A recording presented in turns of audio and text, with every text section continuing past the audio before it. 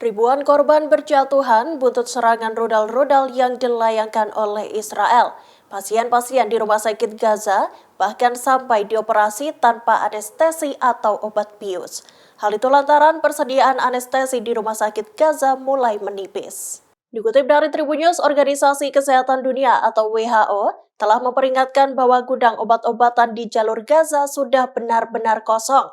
Lantaran pasokan obat yang mulai menipis, para dokter pun harus membuat pilihan yang sulit. Mereka akhirnya memutuskan untuk melakukan operasi tanpa menggunakan obat bius. Pejabat WHO mengatakan persediaan anestesi lokal dan umum di seluruh wilayah kian menipis. Diketahui tim WHO di Gaza menyerahkan obat anestesi yang diperoleh dari pasar lokal. Namun itu hanya cukup untuk mendukung 50 operasi yang memerlukan anestesi umum. Sementara itu persediaan bank darah hanya tersisa untuk 2 minggu. Beberapa obat lainnya seperti tekanan darah, diabetes, obat kejang, dan obat-obatan untuk cuci darah juga hampir habis. The massacres need to stop. Families are being torn apart. What's clear now is that humanitarian aid to Gaza must be allowed immediately. The people there are in terrible conditions.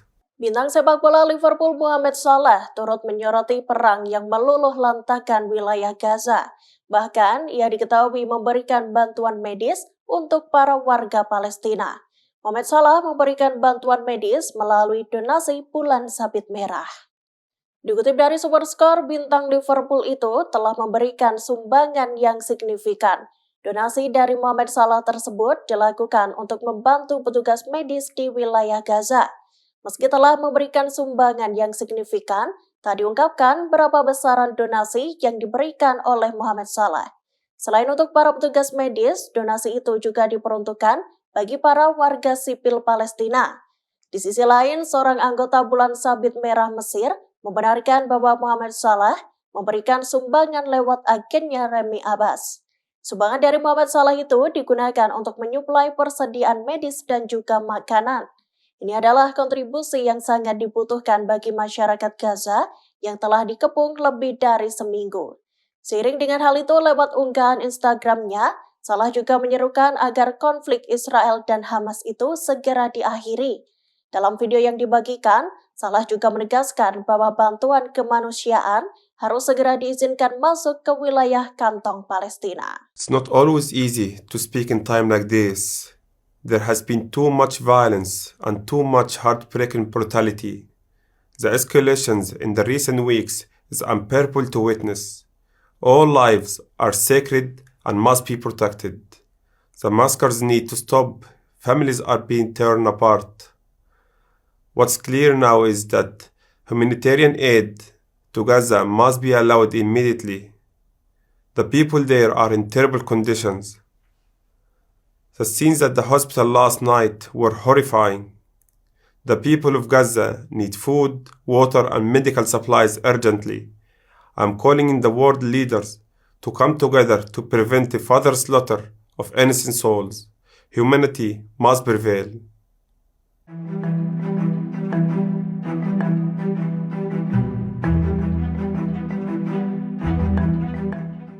Kelompok Jihad Islam Palestina atau PIJ membantah klaim Israel yang menuduh mereka sebagai pihak yang bertanggung jawab atas ledakan di Rumah Sakit Al-Ahli Gaza. Seperti diketahui, Rumah Sakit Al-Ahli menjadi korban pemboman pada Selasa 17 Oktober 2023 malam. Seiring dengan kejadian itu, PIJ menuduh Israel tidak bertanggung jawab atas perbuatan mereka. Dikutip dari Tribun News, PIJ menyebut Israel justru menuding mereka sebagai penyebab porak-porandanya Rumah Sakit Al-Ahli. Sekutu militan Hamas itu mengklaim sudut tampak kerusakan pada bangunan memperlihatkan bahwa itu adalah serangan udara yang berasal dari Israel. PIJ menuturkan rumah sakit di jalur Gaza itu menerima pemberitahuan evakuasi sebelum mereka terdampak bom. Namun tidak ada seorang pun di komunitas internasional yang melakukan intervensi. Berdasarkan pernyataan pihak PIJ, setelah adanya pemberitahuan itu, bom pun dijatuhkan oleh pesawat militer Israel. Di saat bersamaan, Israel diketahui memberikan informasi yang berbeda. Dikatakan juru bicara Kementerian Luar Negeri Israel, Lior Ben-Dor, RS Al-Ahli menyimpan senjata-senjata. Kemudian ledakan itu terjadi di tempat peluncuran senjata tersebut. Di sisi lain, tentara Israel menyebut bahwa ledakan itu adalah akibat dari serangan yang gagal diluncurkan.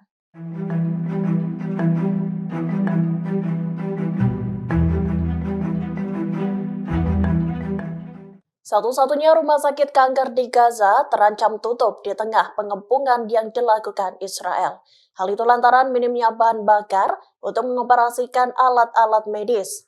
Padahal sebanyak 9.000 pasien kanker di Gaza tak bisa berpindah ke rumah sakit lain untuk berobat. Tragedi terburuk di tengah perang kini mulai dirasakan oleh warga Palestina. Pasalnya, mereka harus kehilangan rumah sakit Al-Ahli Gaza yang menjadi korban pemboman. Namun bencana lain juga menimpa satu-satunya rumah sakit onkologi di Gaza.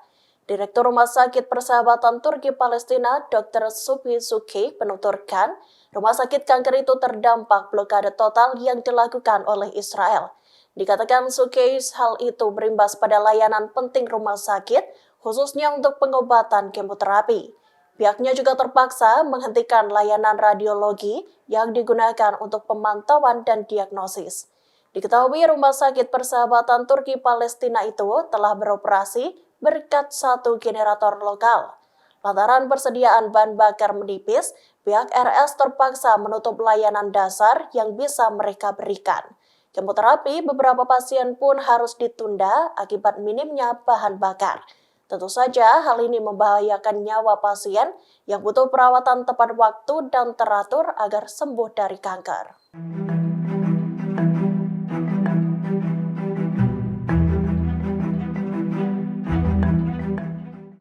Militer Israel menyerang pasukan pemerintah Suriah di Provinsi Quneitra.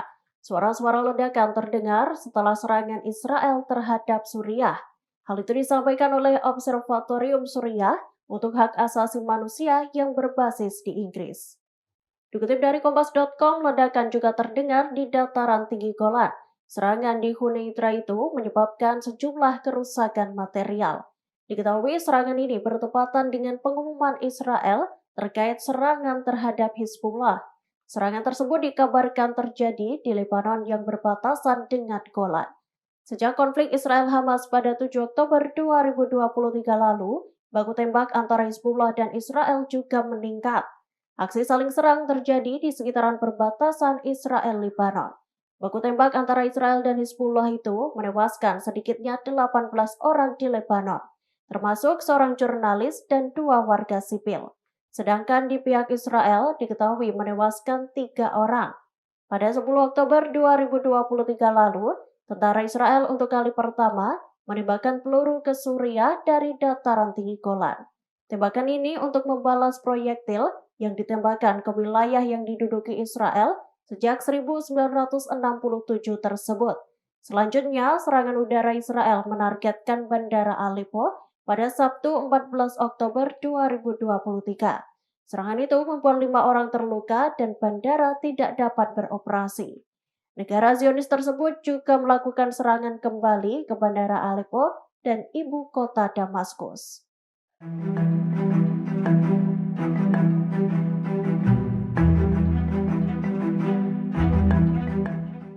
Roket-roket ditembakkan dari Lebanon ke kota-kota di Israel Utara. Bersamaan dengan itu, kelompok Hizbullah menyerang sejumlah pos tentara Israel di sepanjang perbatasan. Sementara itu, pertempuran juga masih terus berlanjut di jalur Gaza. Menurut pasukan pertahanan Israel atau IDF, 9 roket diluncurkan dari Lebanon. Peluncuran roket itu memicu sirine di Kiryat Shmoda dan beberapa komunitas terdekat. IDF menyatakan ada 4 pesawat dicegat oleh Iron Dome, sistem pertahanan udara Israel. Meski begitu, terdapat 1 roket yang mendarat di kota utara. Namun diketahui 1 roket yang lolos itu tak menyebabkan cedera atau kerusakan. Sesaat sebelum sirine dibunyikan, salah satu tank IDF menembaki 2 posisi peluncuran peluru kendali anti-tank atau ATGM di Lebanon Selatan. Situs peluncuran ATGM ketiga turut diserbu setelah serangan rudal di kota utara Metula. Di saat yang sama, proyektil juga diluncurkan dari Lebanon ke kawasan Gunung Dov. IDF pun melakukan serangan pesawat tak berawak. Di sisi lain, Hizbullah mengumumkan ada 2 anggotanya yang tewas. Kemudian IDF juga menyatakan bahwa ada rudal yang menargetkan daerah dekat Metula, Malkia, Kibbutz Manara, dan Ras Hanikra. Tembakan itu menargetkan sejumlah pos militer di daerah tersebut.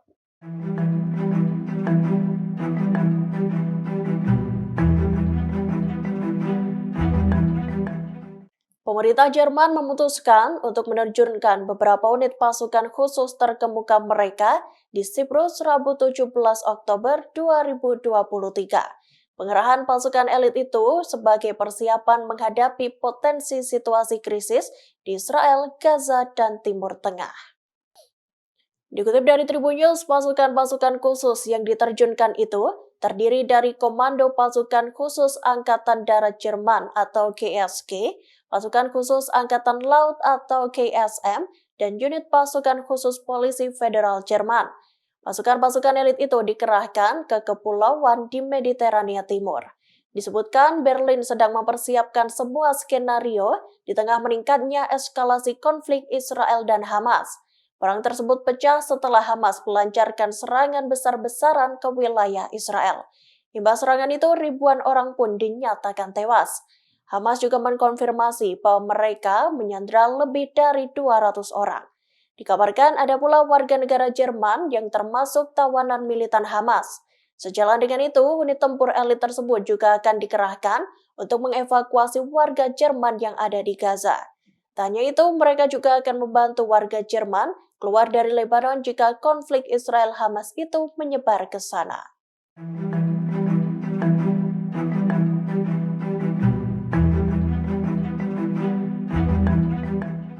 Kepala Pasukan Keamanan Hamas dikabarkan tewas pada hari ini, Kamis 19 Oktober 2023. Ia meninggal dunia bersama beberapa anggota keluarganya. Tewasnya Kepala Pasukan Keamanan Hamas itu buntut serangan udara yang dilancarkan Israel. Jihan Mason yang merupakan pentolan militan Hamas diketahui tewas di rumahnya. Diketahui kediaman Jihad itu berada di lingkungan Sheikh Radwan. Ia tewas saat pasukan pertahanan Israel atau IDF bolak-balik menyerang seluruh wilayah Gaza, termasuk terowongan dan pusat komando. Sebelumnya, Israel sendiri telah menegaskan bahwa pihaknya bakal menyerang militan Hamas dimanapun mereka berada. Menurut Israel, para pemimpin dan anggota Hamas berlindung di antara para penduduk sipil. Serangan demi serangan pun dilayangkan Israel hingga menyebabkan kematian dan kehancuran. Hari ini ledakan-ledakan terjadi di sejumlah lokasi di jalur Gaza, termasuk bagian selatan yang dinyatakan Israel sebagai zona aman.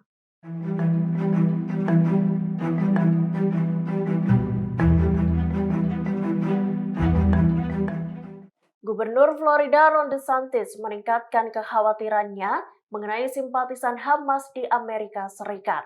Ia bahkan menegaskan bahwa mahasiswa asing yang pro-Hamas harus dicabut visanya. Pernyataan ini menyusul adanya sejumlah orang Amerika di institusi pendidikan tinggi yang menyatakan dukungan untuk Hamas. Dalam pernyataannya, DeSantis menegaskan bahwa orang Amerika juga menjadi korban serangan kelompok militan Palestina itu. Merasa geram, DeSantis lantas mengatakan bahwa para pelajar yang pro-Hamas itu harus dipulangkan ke negaranya masing-masing.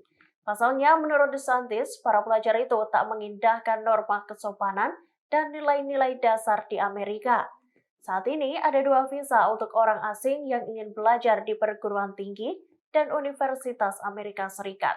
2 visa itu dikenal sebagai visa F1 dan M1. Visa F1 memperbolehkan orang memasuki Amerika sebagai pelajar penuh waktu di perguruan tinggi terakreditasi, universitas, seminari, dan konservatori. Begitu pula pelajar yang memasuki sekolah menengah akademik, sekolah dasar atau lembaga akademik lainnya, atau dalam program pelatihan bahasa. Sedangkan visa M1 mencakup pelajar dalam program kejuruan atau non-akademik lainnya.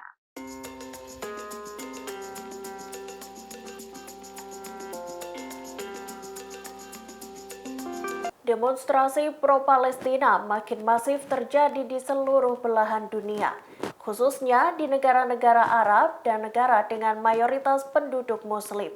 Demonstrasi itu menyasar kantor-kantor kedutaan besar Israel dan konsulat Amerika Serikat. Dikutip dari Tribun News, Kementerian Luar Negeri Israel dilaporkan mengevakuasi pegawai kedutaannya di Rabat, Maroko dan Kairo, Mesir. Tindakan itu dilakukan pada Rabu 18 Oktober 2023. Evakuasi staf kedutaan Israel itu dilakukan sebagai langkah pencegahan di tengah meningkatnya eskalasi demonstrasi pro-Palestina. Aksi unjuk rasa itu kian gencar diadakan di depan kantor kedubes Israel. Demonstrasi itu makin marak seusai rumah sakit Al-Ahli Gaza menjadi korban pemboman.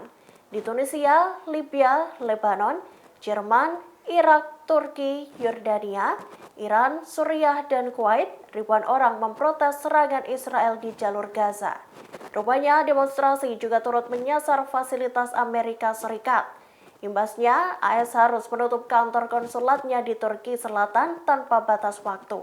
Hal itu didasari perkiraan akan terjadi protes panas selama beberapa minggu. Kedutaan Besar Amerika Serikat di Turki mengumumkan langkah tersebut pada Rabu 18 Oktober 2023 malam. Dalam sebuah pernyataan, aksi demo itu dapat mengakibatkan peningkatan kehadiran polisi, penutupan jalan hingga gangguan lalu lintas. Download Tribun X sekarang, menghadirkan lokal menjadi Indonesia.